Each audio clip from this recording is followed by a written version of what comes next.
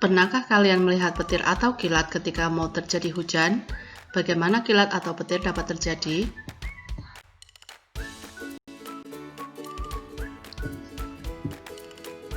Petir atau kilat terjadi ketika ada pertemuan antara awan yang banyak mengandung uap air dengan awan yang sedikit mengandung uap air. Awan yang mengandung banyak uap air dikatakan sebagai awan dingin atau awan dengan muatan negatif.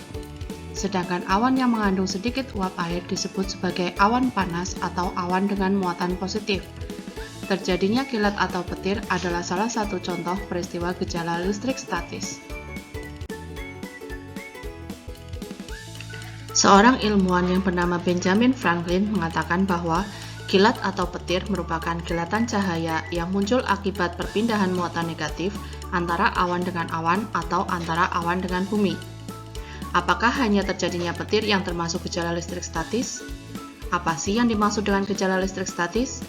Yuk simak penjelasannya berikut ini.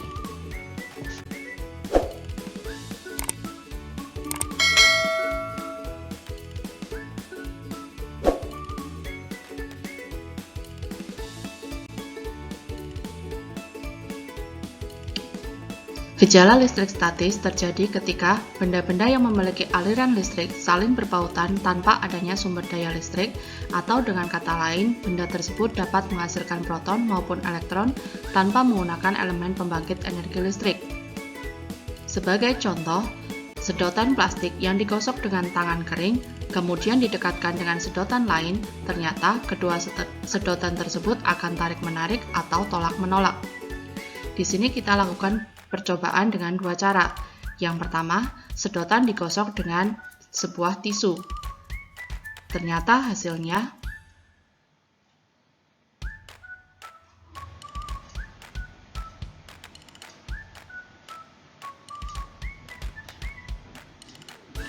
sedotan tidak menarik sedotan yang lain.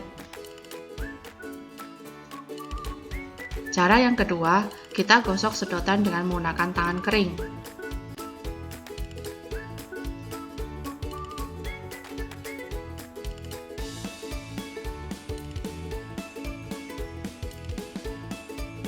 Kemudian kita letakkan sedotan di atas sebuah botol, dan sedotan yang tadi sudah digosok dengan tangan kering kita dekatkan dengan sedotan lain.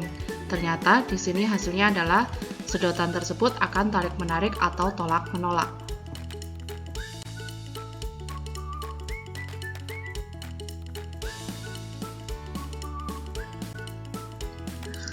Untuk lebih memahami tentang konsep gejala listrik statis, sebelumnya kita harus memahami dulu apa yang menyebabkan benda tertarik atau tertolak jika didekatkan benda yang lain.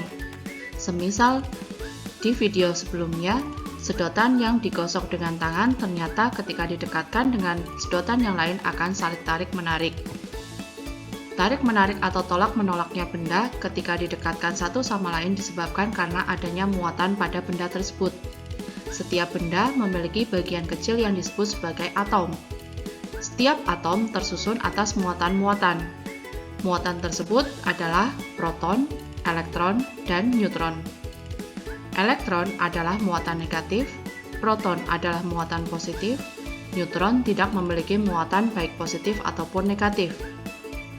Atau biasa dikenal neutron itu sebagai muatan netral. Pada umumnya, benda bermuatan netral, artinya jumlah muatan positif dan muatan negatif sama banyaknya. Salah satu cara untuk membuat benda bermuatan positif atau negatif adalah dengan cara menggosok. Ketika sedotan digosok dengan menggunakan tangan, elektron atau muatan negatif pada tangan akan berpindah ke sedotan, sehingga mendesak muatan positif yang ada di sedotan bergeser dan menyebabkan sedotan memiliki muatan negatif lebih banyak dibandingkan muatan positifnya.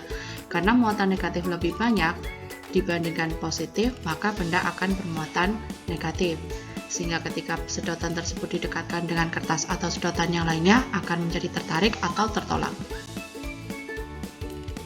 Deret tribolistrik adalah suatu daftar yang memuat bahan-bahan dengan kecenderungan terbesar untuk bermuatan positif serta kecenderungan terbesar untuk bermuatan negatif. Daftar deret ini sangat berguna untuk menentukan kombinasi bahan yang tepat agar tercipta listrik statis terbesar. Berikut adalah urutan deretan dari tribun listrik atau benda yang akan bermuatan negatif bila digosok dengan sembarang benda di atasnya dan bermuatan positif jika digosok dengan benda di bawahnya. Contohnya adalah gelas kaca digosok dengan kain wol.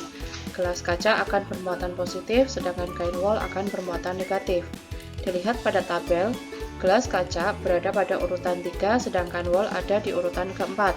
Sehingga berdasarkan aturan deret tribun listrik, gelas kaca akan bermuatan positif, sedangkan wol akan bermuatan negatif jika kedua benda tersebut saling digosokkan. Kita dapat mengetahui sebuah benda memiliki muatan atau tidak dengan menggunakan alat bantu yang disebut sebagai elektroskop. Elektroskop terdiri atas 3 bagian utama, yaitu knob atau kepala elektroskop, badan elektroskop, dan daun atau kaki elektroskop.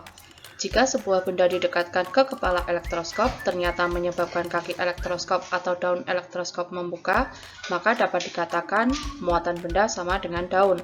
Tetapi sebaliknya, jika sebuah benda didekatkan ke elektroskop menyebabkan kaki atau daun elektroskop menutup, maka dapat dikatakan muatan benda berlawanan dengan muatan kaki atau daun elektroskop. Sebagai catatan, elektroskop tidak bisa digunakan untuk menentukan jenis muatan benda, hanya bisa menunjukkan apakah benda tersebut memiliki muatan atau tidak. Muatan listrik adalah muatan dasar yang dimiliki oleh benda. Jika benda bermuatan sama saling didekatkan akan mengakibatkan interaksi. Interaksi tersebut bisa tarik-menarik atau tolak-menolak. Interaksi tersebut menimbulkan gaya yang dikenal sebagai gaya Coulomb.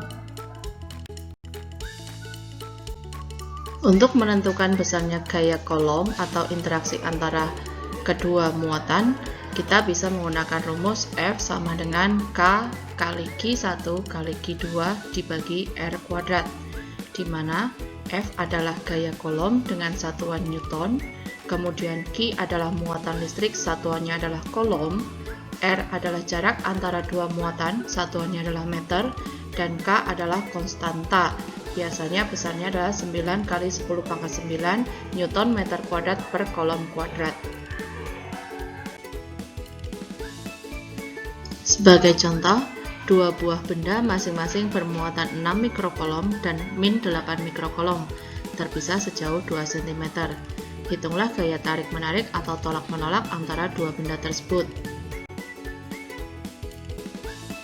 Cara menjawabnya, kalian harus menuliskan dulu apa saja yang diketahui pada soal. Q1 sama dengan 6 mikrocoulomb, sama dengan 6 kali 10 pangkat min 6 coulomb. Q2 sama dengan min 8 mikrocoulomb, sama dengan min 8 kali 10 pangkat min 6 coulomb. Jarak kedua muatan atau R sama dengan 2 cm. Nah, 2 cm ini kita jadikan dalam satuan meter menjadi 2 kali 10 pangkat min 2 meter. K atau konstanta sama dengan 9 kali 10 pangkat 9 Newton meter kuadrat per Coulomb kuadrat. Kemudian dari apa-apa saja yang diketahui kita tuliskan atau kita jawab dengan menggunakan rumus F sama dengan K kali Q1 kali Q2 dibagi R kuadrat. Angka-angka yang sudah diketahui kita masukkan ke dalam rumus atau persamaan. Hasilnya adalah gaya Coulomb sama dengan min 1,08 kali 10 pangkat min 3 Newton. Nah, di sini ada tanda negatif. Ini menandakan bahwa gaya Coulomb yang terjadi adalah gaya tarik-menarik. Jika gaya listrik atau gaya Coulomb itu kita bandingkan dengan jarak, maka diperoleh persamaan F2 per F1 sama dengan R1 kuadrat dibagi R2 kuadrat. Jika gaya Coulomb atau gaya listrik kita bandingkan dengan besarnya muatan, diperoleh persamaan F1 per F2 sama dengan Q1 kali Q2 dibagi Q1 aksen kali Q2 aksen. Sebagai contoh, dua buah muatan listrik diletakkan pada jarak sebesar R1, ternyata menghasilkan gaya listrik sebesar F1. Jika jarak kedua muatan diperbesar 2 kali jarak semula, berapakah besar gaya listrik F2? Di sini kita tuliskan terlebih dahulu apa saja yang diketahui di soal. Yang di soal besarnya R1 sama dengan R1, maka kita tulis R1 sama dengan R1. Terus kemudian gaya listrik F1 sama dengan F1, maka ditulis F1 sama dengan F1. Yang ditanyakan adalah besarnya F2 jika jaraknya diperbesar 2 kali jarak semula. Pada persamaan gaya kolom atau gaya listrik dituliskan F sama dengan K kali Q1 kali Q2 dibagi R kuadrat. Karena nilai K, Q1, Q2 dianggap sama, maka diperoleh F sebanding dengan 1/R kuadrat. Nah, di soal, berapakah besarnya F ketika jarak kedua muatan diperbesar 2 kali jarak semula? Di sini ada kalimat jarak kedua muatan diperbesar 2 kali jarak semula. Maka bisa ditulis R2 sama dengan 2 kali R1. Kemudian setelah ditulis seperti itu, kita masukkan ke dalam rumus perbandingan antara F1 dengan F2. Di sini persamaannya adalah F1 per F2 sama dengan R2 per R1 dalam kurung dikuadratkan. Angkanya kita masukkan, maka diperoleh F1 per F2 sama dengan 4/1. Sehingga hasilnya F1 banding F2 sama dengan 4/1. Nah, kalau ditanyakan berapa besar F2, berarti F2 sama dengan 1/4 F1. Sampai di sini dulu ya. Kita jumpa lagi di video pembelajaran selanjutnya.